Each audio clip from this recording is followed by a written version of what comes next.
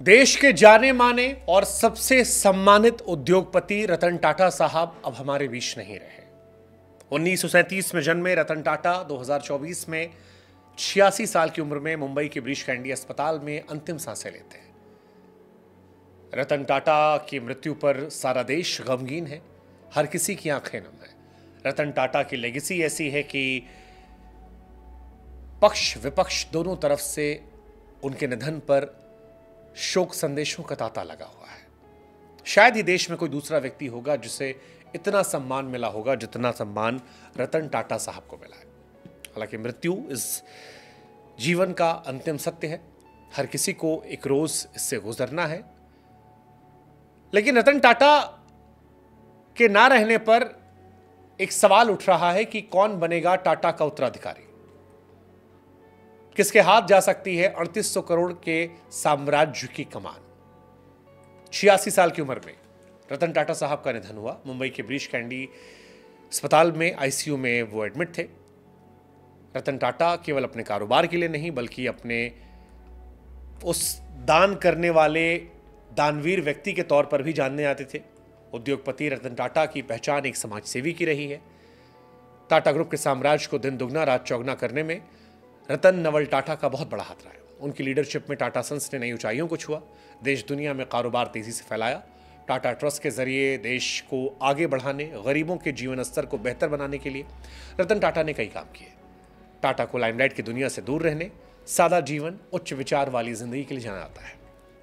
लेकिन अब जब सवाल उनके उत्तराधिकारी का हो रहा है, क्योंकि रतन टाटा की शादी तो हुई नहीं थी, इंडिया चाइना वॉर के चलते उनकी शादी रह गई थी, उनका कोई संतान नहीं है, उनके उत्तराधिकारी को लेकर चर्चाएं कई हैं।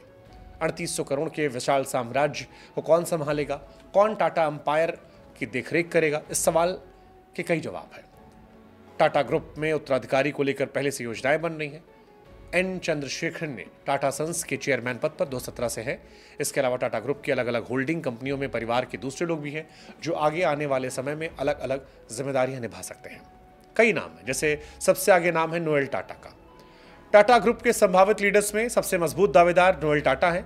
रतन टाटा के पिता नवल टाटा की दूसरी शादी सिमोन से हुई थी और वो रतन टाटा के सौतेले भाई हैं।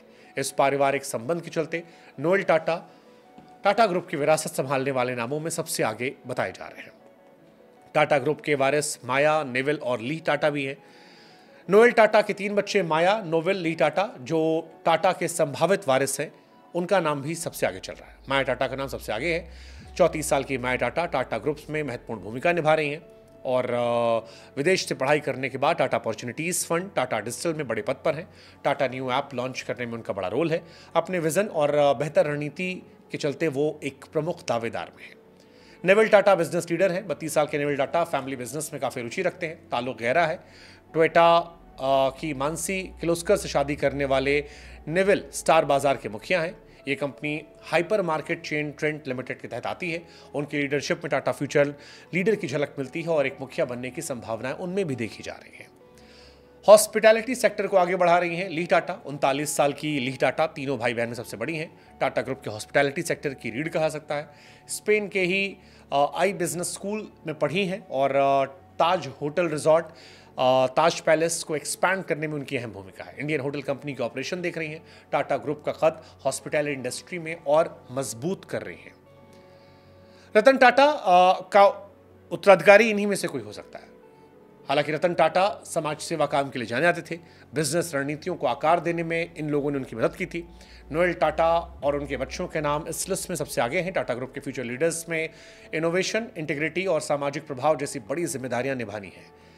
टाटा साहब जिन्होंने जीवन भर शादी नहीं की, उनकी नेटवर्थ 3800 करोड़ रुपए है। अब सवाल यह है कि रतन टाटा के बाद इसकी जिम्मेदारी किसे मिलेगी। इन्हीं में से कोई नाम होगा जो शायद उस जिम्मेदारी को संभालेगा।